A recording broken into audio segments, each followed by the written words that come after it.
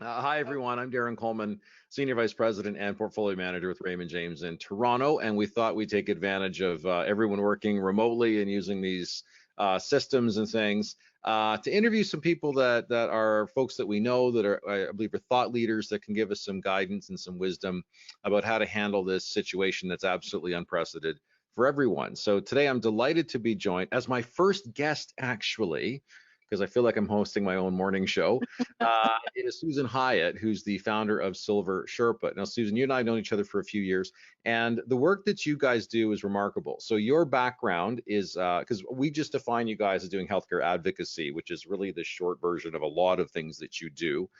You've got a background in trauma care. You've been a professor at U of T, you've taught there, you've attended MIT, you've attended Harvard, you intimidate the hell out of me with all these credentials. And your company, Silver Sherpa, which is based in Oakville, Ontario, you guys help families and seniors prepare for and respond to lifestyle crisis. And this is often from a healthcare issue, a challenge, maybe it's a loss of a partner, or it just could be social isolation. And one of the things that we found you guys to be so helpful with is helping our clients navigate the silos that are really the healthcare systems in Canada. As much as we have a great system, it really is very difficult for the average person to begin to navigate through.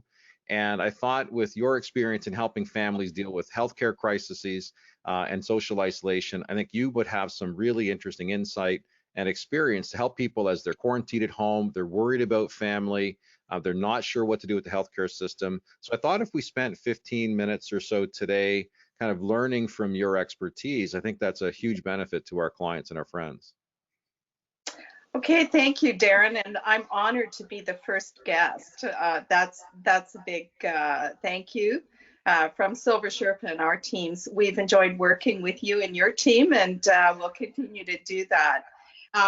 A couple of things about the healthcare system. If we just talk about the healthcare system, what we're seeing right now is the stress in the acute care system, the acute healthcare. People are seeing pictures every night on the news or all day about doctors in stress, looking for masks, gearing up with all this personal protective equipment, etc. Right. So it's scary. So the first thing is maybe don't watch the news nonstop, because most people that don't understand what's that system, it's not a television show anymore. It's reality for us, and it's scary. So Right. Try and limit the amount of news that you do watch. What we're suggesting to some of our clients is maybe they just watch in the morning for half an hour and in the evening for half an hour, and the rest of the time chill. Right. Don't watch news for your own mental health. But the important thing to think about, these are unprecedented times, and we all need to stop and pause and think about this. Our parents went through this during war times, and now we're being called on to figure it out. And we've never seen anything like this before. Right. So the first thing is that our healthcare system, the acute care system now, is under stress. But the reality is there are 3.3 million caregivers in Ontario alone. Wow. That are providing care in the home. So they're providing care to parents, to special needs kids, to kids with like autism or someone with other challenges.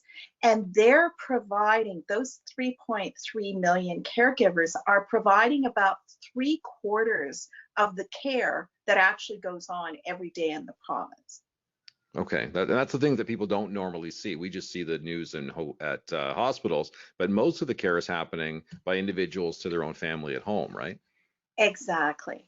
So right now we're saying, and we could probably do 3 of these interviews, Darren. So let's break it down. Okay. And see what would be most helpful. So let's say that you live in Toronto and your parents are living in Sudbury, okay, and you're in a bit of a panic. So what do you do?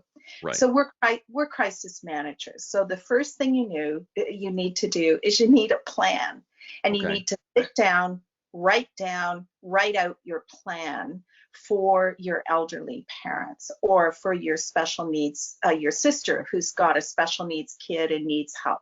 Okay, so the first thing is write down a plan. Get a pen and a paper and sit down and start thinking it through. The second thing is think about the circle of care, what we call the circle of care. So it's a term that's used by all sorts of people, but what we're talking about is who are those people that you depend on in a 24-hour period to help that senior in Sudbury. Okay. So is it the PSW who comes in to help your dad get a shower in the morning? Is it the neighbor who drops by with a hot meal at lunch? Is it the person from the church who comes in and checks on him in the afternoon? Write down every single person that's in that circle of care. Or could be theoretically in that circle, right? We may have to get creative here. We have to get creative. The second thing is draw a line down the page, and if any one of those people becomes ill or has to quarantine, who's next up? So it's like a team, right? And you've got the team that's the team that's the starter team. Yes, and then who's on the bench, right? And who's on the bench, because we're looking at data now that's saying, and if you listen to the Public Health Agency of Canada, Dr. Tam, she's saying that somewhere between 40 and 80% of Canadians will contract this virus. That's their current data. Wow. So we have to, worst case scenario, they're saying 80%, best case scenario, 40%. That's close to half of us, right? So you've got to have a bench team. You've got to have bench strength. So that's the first thing. Expand your circle of care. The second thing, if mom and dad are in Sudbury and you're worried about them, secure food procurement and delivery. You got to have food. Right. Things are crazy. We know we fought the toilet paper wars already. I don't know if everyone won them, but we'll find out shortly.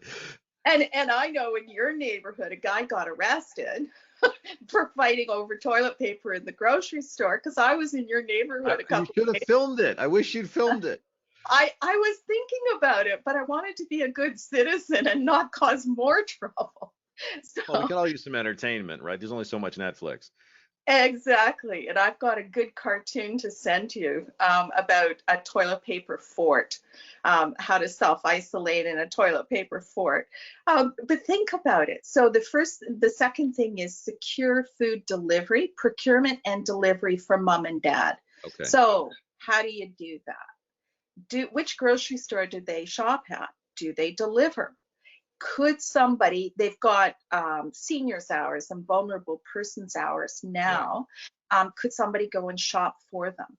Are they capable of making a list? Do they know what? So we're getting back to basics here, like my grandma taught us on the farm, right? Like I'm a farm girl, and you had to plan your menus out every week. Well, it's funny, and these are the basic things that people often will skip over, but these are like Dr. Coughlin at the Age Lab, one of the things he talks about to see how ready are people in retirement, the first question he says, who's going to change your light bulbs? And that's a metaphor for how are you going to handle the basic day-to-day tasks and maintenance of life? Because these are things when you're 35, you don't think about it, but when you're 86, getting on a ladder is probably not the best thing to be doing. So we kind of have to go back to these basics about food. I imagine the next thing is going to be medicines would probably be the next issue, right? Secure your medicine lines, because a lot of seniors are on multiple medications. So we're recommending that they call their pharmacist and they get a 1-month supply. We were asking for a 3-month supply, but the pharmacists are tending to cut back now to 1 month. So why is that important? Well, number one, if we're in quarantine, we still need our medicines, and mom and dad still need their medicine.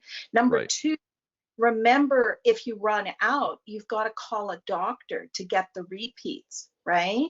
Check the repeats, because your family doctor may not be there. They may be in the acute care hospital doing COVID-19 assessments. Right. So don't assume that this is all going to work like it used to. Talk to your pharmacist. They are your best friend. If you need Medicaid, you should have at least a month's medication secured. And this is a good time to talk about consolidating medications all in one pharmacy with one pharmacist. Why? Because if you've got prescriptions in multiple pharmacies, nobody's looking at the big drug picture. So if mom's on drugs from a cardiologist and she buys it at Shoppers, but then she has drugs from a nephrologist and she buys them somewhere else. Yeah, she goes to Rexall across the street. Exactly. There's not one pharmacist looking at the whole picture. And pharmacists are trained to look at drug interactions. I see. So they're our best friends with seniors because we can do online consults with them, right? Or we can do a telephone consult with them and say, oops, mom's on these drugs, but we think they're interacting. Is that true? And they'll help sort that out. So another thing that pops to mind when we talk about consolidating is something that we've seen sometimes in families in crisis is that there's not one person that's often the point person for decisions or connections, and there's too many cooks in the kitchen sometimes. So is something that you guys help manage people through in terms of coordinating families? Absolutely. So think of our client directors as the primary coordinator. There's one client director assigned to the family, and they coordinate all the disparate pieces of what's going on. So that's what we do with our clients. So we're just in the middle of doing a pandemic plan for each of our clients right now. So they've got their normal things that we're dealing with, right? Like they've got a doctor's appointment coming up. We had a lady who had an emergency ophthalmology appointment. We had to get her to on Monday because the pressure in one of her eyes went sky high and we needed an ophthalmologist. So we'll find those people and help people through that. We have layers and layers of connections and advisors like yourself, who we will call and say, hey, by the way, Darren, we've got a problem here. This person doesn't have a wealth manager. Their partner's just passed away. Can you help us out? So we do that right across the board. So it's really important to have the plan and have one primary person that's doing all of this. Now, whether it's us or whether it's a family member, that's up to the family. But we're in the process right now of doing these pandemic plans for each of our families. So the next thing, getting back to our list of things, but we want to expand the circle of care. We want to secure the food procurement and food deliveries. We want to secure the medication. The next thing that we have to secure that people forget about are the household supplies you need. Okay. So let me give you an example. Dad's in Sudbury. Dad has an indwelling catheter. Every week he goes out to a nursing station to get the catheter changed. Well, they've shut down because of quarantine. Somebody's been diagnosed with COVID-19. So they might say, well, we're going to send someone to your home, but we want you to have the supplies on hand. I see. So that they have to figure out. Now you've got to figure out, okay, what do we need? Well, they want gloves. They want incontinence supplies. They want, they'll tell you. Now, in some cases, they may be able to bring it. In other cases, they'll ask you to get it. So that becomes an issue. If mom wears incontinence products, sourcing those products may be a problem. So these are all things you've got to think about. And then the next thing on your list should be a communication plan with the family. Right. Because, if there are 4 kids and they're all calling mom at the same time, it's too much. It's too much. It's overwhelming. So who do you have to communicate with? Again, write it down. Who's going to be the primary family communicator? Now, we have some families that use Slack. Which our team is starting to use that. You guys started using. Yeah, wonderful app that you can use. Other people use WhatsApp. my own family. We've got one of my daughters is a doctor in Philadelphia, and at the Children's Hospital there, we use WhatsApp to keep in touch with her husband, and my daughter and her husband in Toronto, because we're all trying to, plank the curve and stay Right. home. And we've got a doctor on the front line, so we're all sort of a bit uneasy about that. But we use WhatsApp every day. Slack is another good way to communicate with families. So we help them set those communication tools up, and then help them, give them guidelines on how to use this. If there's one person in the family who tends to be a bit over the top, they're probably not the primary communicator. Okay. Pick the That person takes me who, right out of it for my family, probably, but well, we have some clients who, they're probably not the people you want to put on television, got it. right? The odd sister or brother, you pick the one who's the calmest and a good communicator, clear, doesn't send, crazy texts. Okay, Yeah. pick the communication plan. Let's talk about social isolation. That's an Uh, important one. I think, and for many people that may not be in a health, like an urgent health situation, that is going to become an issue for many people, is just being alone, right? Or having a yeah. very small world all of a sudden. Yes, and think about a single mom who's at home with an autistic child. Mm, I have a special needs niece who lives in Vancouver. And let me tell you, the stress in that household has gone up dramatically, right. because all activities have been canceled. All school's been canceled. Yeah. My niece has nowhere to go for normal activities. Everything's at home. Even the So what playgrounds are shut now in Toronto.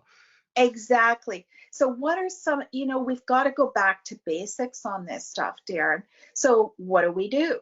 Okay, we've got technology, which our grandparents never had during the True. war, Right. right? So think about it. What can we do?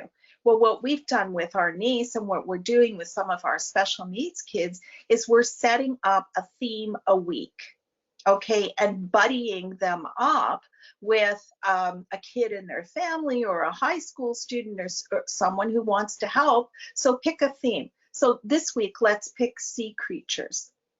Great theme, right? Kids love it, seniors love it, and it's going to be the teaching theme for the week. So get Okay. some moms involved, and you're going to teach your kids, because you're homeschooling, right? So Right. teach your kids about sea creatures. Well, the grandparents they're isolated. They can't go out. Get the grandparents involved. Set up a 1 hour FaceTime where the seniors can be involved with the kids, and Hmm. everybody has a project, Right. right? And then say, okay, well, where are the online resources that we can go? Well, one of the things we've done and suggested with one of our clients is they're doing an online aquarium tour with the one of the aquariums in California. Oh, So because they've they've got got their webcam set up so they can tour that way. exactly, That's interesting. exactly. Um, Another idea, museums of the week. All the major museums in the world have now put tours online. Oh, that's So interesting. next week, our suggestion with our niece is we're going to the Louvre in Paris. So she's now researching all the paintings that are in the Louvre. So we've got to be creative about this social I think that's great. isolation. It's My not all mother, well, my blue. mother's created an interesting game for our family. So she's up at the cottage. She's all, she's isolated up there, which is fine. But she's decided we're all going to play Balderdash by text. So every day she sends out a word, and we have to, one at a time, email her back what we think the definition of the word is. And you can either guess it if you think you know it, or you need to create a definition that someone else may pick. So if they pick your definition, you get a point. Currently, I'm in last place, so I think other people are cheating. I think my daughter and my son are cheating. I think they're Googling it because I shouldn't be losing with that. I'm going to give you a word, my favorite word in the whole world, because I love words. Lugubrious. Lugubrious. Yes. That So sounds next like time after we meet, 5 vodkas, I'd be lugubrious. lugubrious. Or just So next time we just meet, lubricated. I'm not sure. but you try lugubrious. Your mother will be very impressed. Lubrious. Okay. Well, the word we Okay. use a lot for complicated situations, which comes from a friend of mine in Newfoundland, is tangly. These are Ooh, very good word, right? So these are very thank- tangly times for people. Um, they one are. Very tangly. So actually, one thing I wanted to pivot to a little bit, because we are hopefully going to all get through this, Yeah. and I think the advice you've given to create that circle of care is absolutely vital. There's other services that you guys do, and I just wanted to kind of make sure clients understood a little bit about the level and the quality that you guys do. And you were just sharing with me before we started the video, the fact that like the courts actually ask Silver Sherpa, your firm, to come in and assist in difficult situations. So maybe you can just touch on the work that you do to really help families in crisis, and how. And I'm going to put links to your website and other things on the bottom of the video. So if people do really have a situation they want to connect with you, they'll be able to. But I think the work you're doing with the courts is actually a really interesting new capability that you have.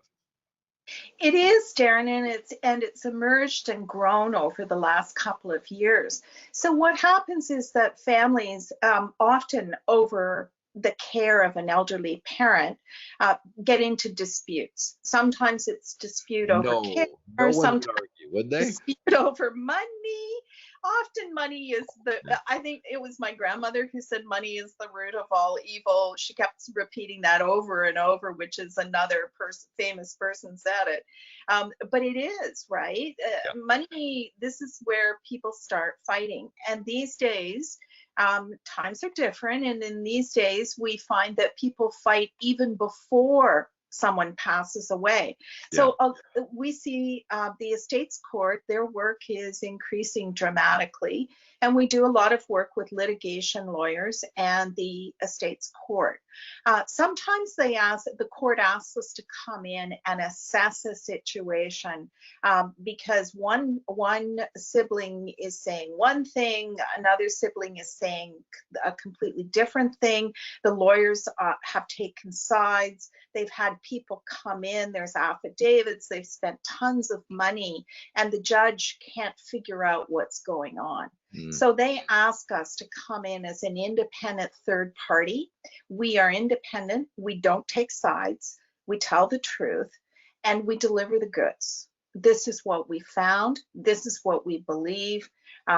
We review all the documentation, we talk to the doctors, we talk to the lawyers, we talk to the fighting individuals, and most importantly, we talk to the person who requires care, and then we report back to the court in a formal document, which is an assessment, and they ask us to make recommendations.